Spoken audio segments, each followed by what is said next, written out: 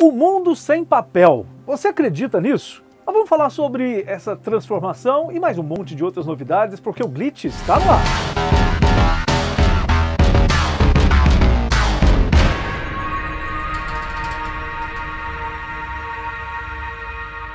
Quantos xerox você fez na sua vida? E agora, você anda fazendo muito? E quantas vezes você usou um PDF nessa última semana? Você baixou ou gerou um PDF e mandou para alguém? Bom, você percebeu que, apesar de durante muito tempo existir essa promessa de que um dia a gente ia viver sem papel, sem impressão, sem coisas escritas em papel, realmente isso está começando a acontecer de verdade agora, principalmente por causa da pandemia, que fez esse nosso afastamento entre pessoas, entre empresas, entre alunos e faculdades e escolas, realmente nos obrigando a trabalhar sem o papel, porque a logística de transporte desse meio físico ficou muito mais difícil e o fax, vamos confessar, já era. Então, o que aconteceu foi que aquele monte de papel xerox que a gente guardava, ou mesmo impressos, se transformou num monte de arquivos lá no seu computador. Isso graças a uma tecnologia que eu falei agora há pouco, que é o PDF, e que foi criado, adivinha por quem? Por um pesquisador da Xerox. Mais uma vez, é uma daquelas ironias da tecnologia em que uma empresa centenária, mais do que centenária, a Xerox, ela desenvolveu uma tecnologia que no final das contas hoje é uma grande ameaça para os negócios, para aquela empresa que ainda permanece dependente de papel impresso ou de tinta e papel.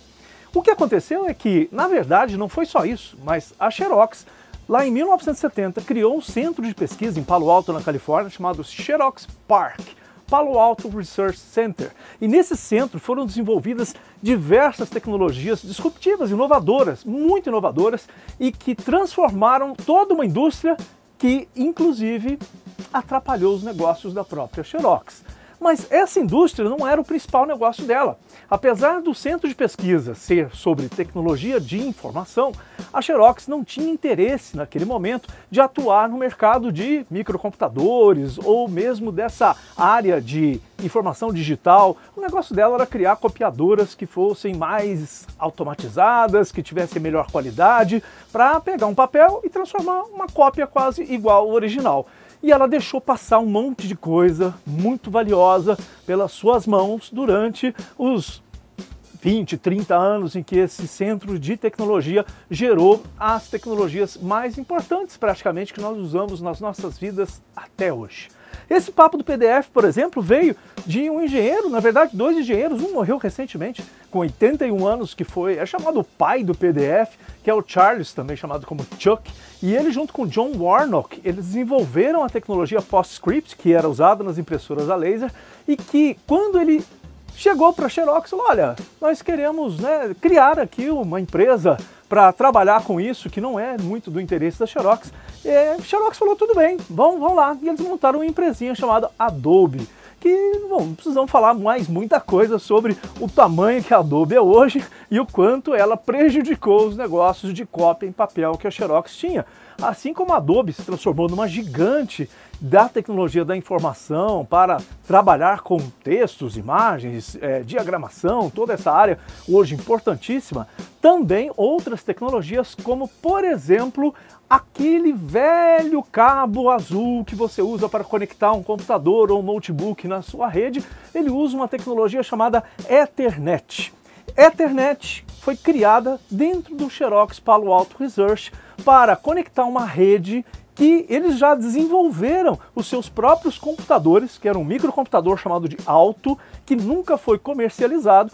e o cara que criou, o Bob Metcalfe, que criou essa tecnologia Ethernet, ele, para conectar essa rede, foi uma das primeiras redes de microcomputadores do mundo lá nos anos 70, a Xerox resolveu não comercializar isso, e o que ela fez? Ah, Bob, vai lá, faz o que você quiser com essa tecnologia que você desenvolveu aqui dentro. Ele montou a empresa Tricom, que virou uma gigante também, hoje ela não existe mais, mas deixou o Bob Metcalfe bilionário com essa tecnologia que ele inventou, patrocinado pela Xerox. E ela não teve interesse de tocar essa tecnologia para adiante, e a gente usa até hoje nossos cabinhos com um plug RJ45 para você conectar o seu computador no roteador e ter as redes cabeadas. Até hoje a gente usa essa mesma tecnologia criada lá nos anos 70 pelo Bob Metcalfe, que inclusive criou uma lei chamada Lei de Metcalfe, que ele diz que uma rede aumenta o seu valor proporcionalmente, na verdade exponencialmente, em relação à quantidade de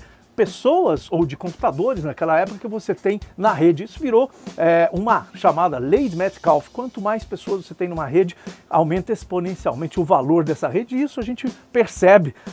claramente hoje em dia com as redes sociais e com essa interconexão total. Mas não é só isso. O Xerox PARC inventou o mouse. Imagina, Douglas Engelbart criou o mouse e o Xerox PARC também utilizou esse mouse dentro de um projeto de uma interface gráfica que nunca foi transformada num produto para ser colocado no mercado. Essa interface gráfica, ela foi inspiração, entre aspas, para Bill Gates criar o Windows, para Steve Jobs criar o seu primeiro sistema operacional ainda para o Elisa,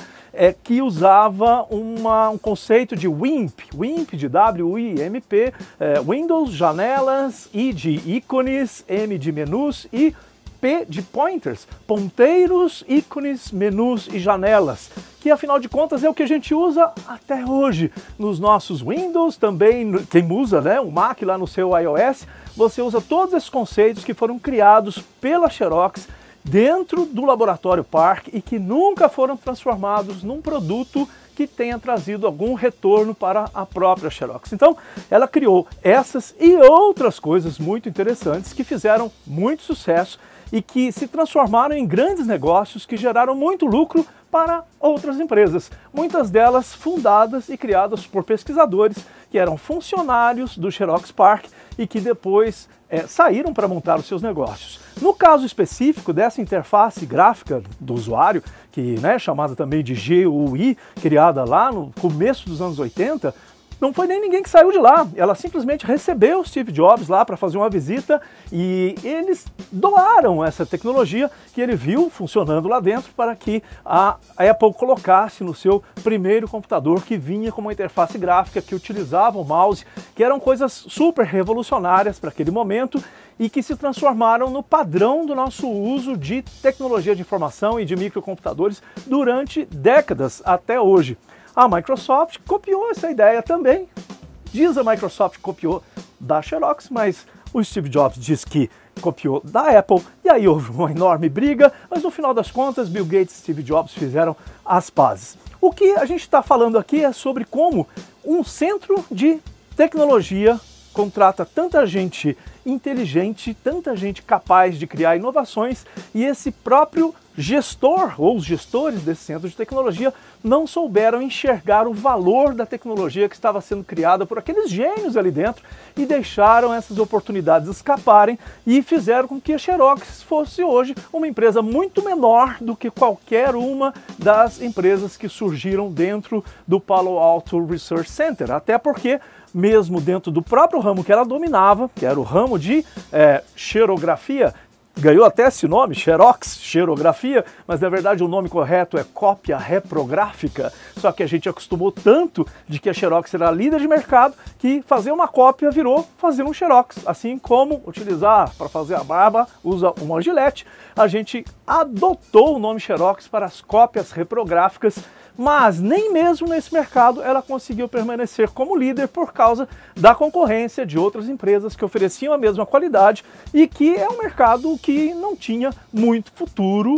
e ela acabou sendo consumida por uma concorrência de preço, onde outras empresas ofereciam produtos mais baratos com a qualidade semelhante ao que ela tinha a oferecer, e ela acabou não sendo líder nem do próprio mercado, o qual ela criou. Então, assim como a Xerox, várias outras empresas passaram por esse calvário, essa dificuldade de lidar com as grandes mentes, as grandes genialidades que muitas vezes são incompreendidas no momento em que as propostas são apresentadas, não são entendidas como oportunidades, mas são vistas como isso é coisa de louco, isso não serve para nada ou não tem a ver com o nosso negócio, e ela não soube aproveitar, até porque lá nos anos 80 ainda não era muito comum de você fazer spin-offs, ou seja, eu tenho uma tecnologia dentro da minha empresa que ela não tem muito a ver com os produtos ou com o negócio que eu faço, gero uma spin-off, faço uma startup que sai de dentro da minha empresa, e isso aconteceu em vários momentos, né, ao longo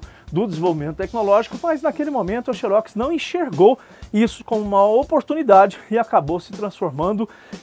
num grande problema para a empresa que hoje luta para sobreviver com mais de 100 anos de existência e não conseguiu aproveitar as melhores ideias que surgiram dentro da empresa. Por isso, fique de olho, ideias boas devem ser avaliadas, mesmo que elas pareçam ser meio malucas num determinado momento, porque nem sempre a ideia boa vem no momento certo. Às vezes a ideia boa vem antes da hora e isso é o grande risco. Se você não enxergar esse potencial, você pode deixar outras pessoas lá na frente aproveitarem aquela ideia que você teve aqui atrás, e aí essas pessoas é que vão ter o verdadeiro lucro, o verdadeiro resultado em cima das ideias que você gerou. A Xerox tem o seu mérito por ter sido berço de enormes sucessos tecnológicos, mas que ela mesma não aproveitou. Gostou? Dá o seu joinha, inscreve aqui no nosso canal, aciona as notificações para ficar sabendo quando sempre tiver novidades por aqui, e a gente se vê numa próxima edição do Glitch, e eu sou o professor Hélio Lemes. Tchau, tchau!